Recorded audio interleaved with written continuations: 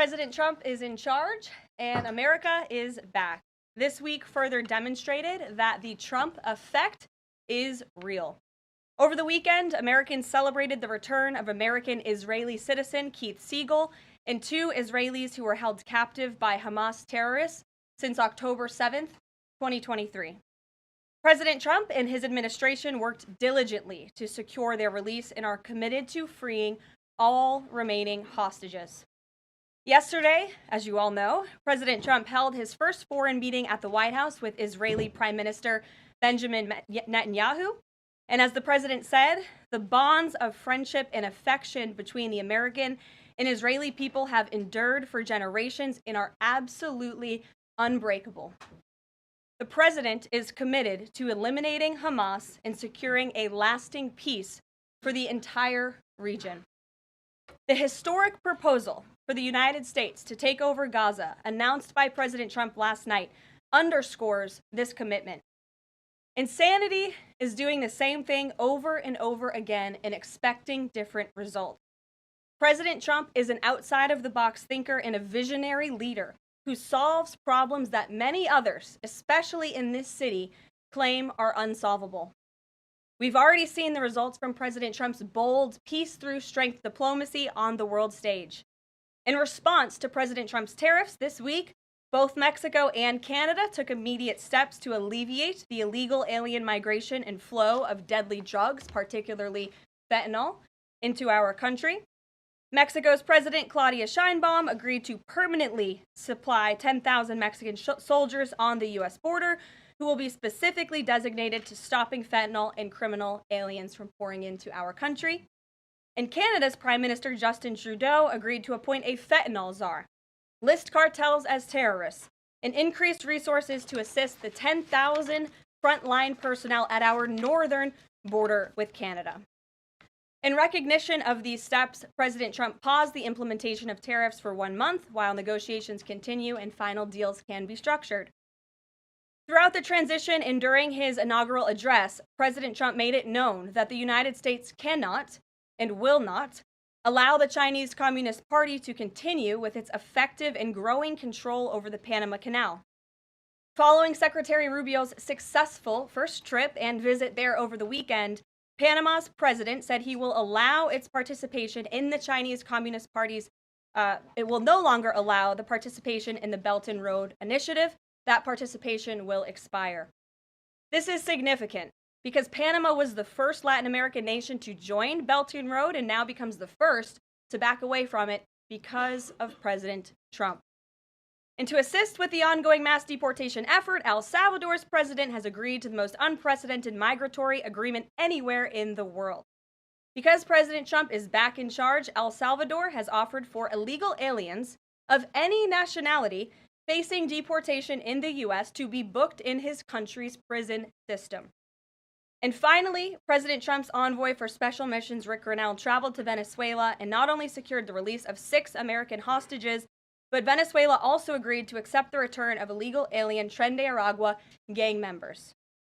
All of these incredible victories prove how well President Trump's peace-through-strength approach is working. And the days of weak American leadership are over. In another success story this week, efforts to seal the border, halt the invasion, and carry out the largest mass deportation campaign continue at lightning speed. Customs and Border Protection has approximately 79 miles of new border wall projects already underway in various stages of construction and planning. The first flights arrived to Guantanamo Bay yesterday afternoon out of El Paso. And who were some of the passengers aboard, you may ask? There were 10 members of the transnational gang Tren de Aragua on this flight. And overall, our heroic ICE agents continue to prioritize the removal of violent criminal illegal aliens in communities across the country. On February 3rd, ICE Dallas arrested a citizen of Nicaragua who has been convicted of sexual assault, strong arm, and lewd acts with a minor and sentenced to 15 years in prison. ICE Los Angeles arrested a Mexican citizen who has been convicted of lewd acts with a minor and sentenced to 364 days. And ICE Atlanta arrested a citizen of Mexico who has been convicted of homicide by vehicle and hit and run and sentenced to 6 months confinement. And ICE New York arrested a Venezuelan national and known TDA gang member who has a prior criminal conviction for assault in the 3rd degree, causing physical injury. Americans are safer every single time one of these criminals is arrested and deported from our country. On another important and ongoing topic, the Senate is working fast to confirm President Trump's exceptional cabinet nominees in the face of relentless media smear campaigns. As of right now, 12 members of the president's cabinet have been confirmed, most recently Pam Bondi, who, as you all know, I was just in the Oval Office for that swearing-in ceremony surrounded by Pam's lovely family, and we look forward to watching her serve as the Attorney General of the United States. According to CNN, President Trump is getting more cabinet picks confirmed so far than the average president in the modern era. Another success story. And we believe it's critical that Republicans in the Senate majority stay tough and keep their foot on the gas to confirm all of the remaining nominees as quickly as possible so we can continue President Trump's important work here at the White House and across our entire federal government. And lastly, throughout his historic campaign, President Trump pledged to restore common sense to our country. And he is continuing to deliver on that with an executive order that he will sign later today. The president will be signing an executive order keeping men out of women's sports to defend the safety of athletes, protect competitive integrity, and uphold the promise of Title IX.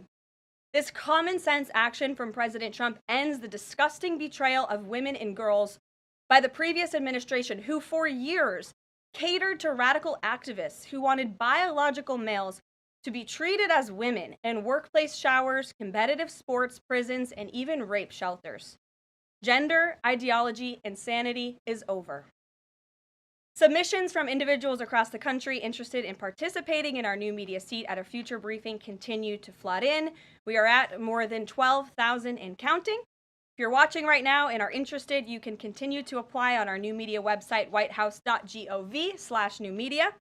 And in the seat today, we have a longtime national television broadcaster. I'm sure many of you recognized her when she came in, Sage Steele, who is now the host of an incredibly successful podcast, The Sage Steele Show, on YouTube and all podcast platforms.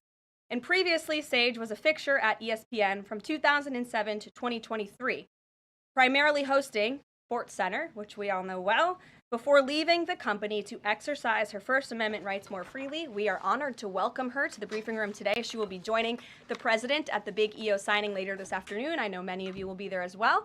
So Sage, why don't you kick us off on this very exciting day for women and girls across the country. Thank you for joining us. It is exciting. NBC is reporting that some of the illegal immigrants that we've seen rounded up and arrested are not being deported. They're being released with ankle or wrist monitoring devices, or they have to check in on the phone. So is the administration arresting more people than you have room for? I have seen the reports, and I'm glad you brought it up because we want to address it. There have been a total of 461 illegal aliens. This is of this morning when I got this information from DHS that have been released from custody of the more than 8,000 that have been arrested since President Trump was inaugurated. It's less than 6%.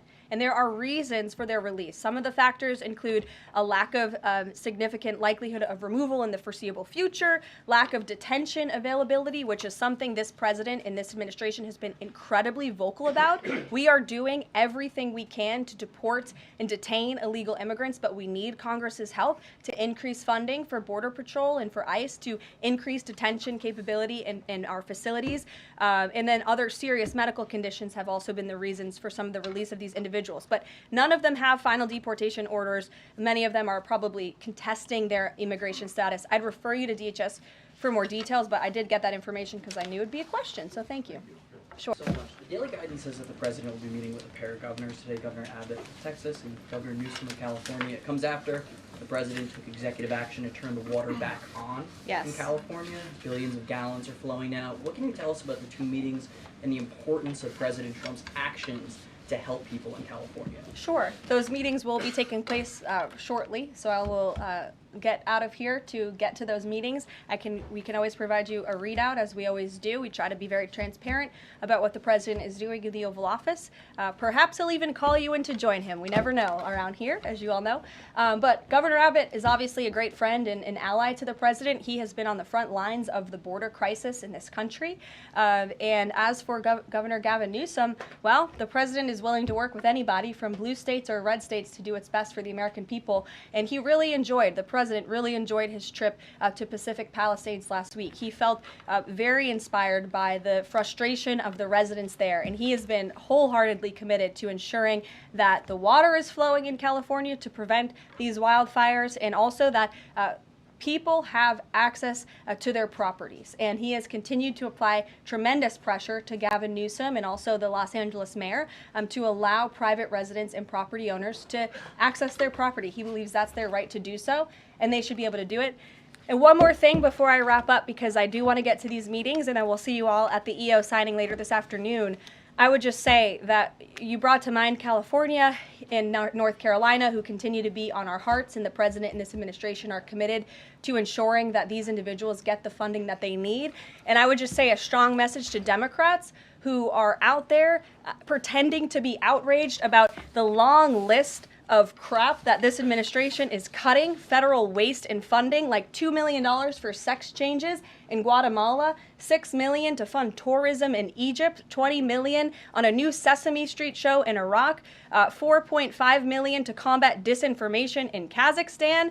I could go on, and I'm happy to provide this list to every single one of you. Democrats are outraged that the American people want to be, they want their taxpayers going to good uses, not stuff like this.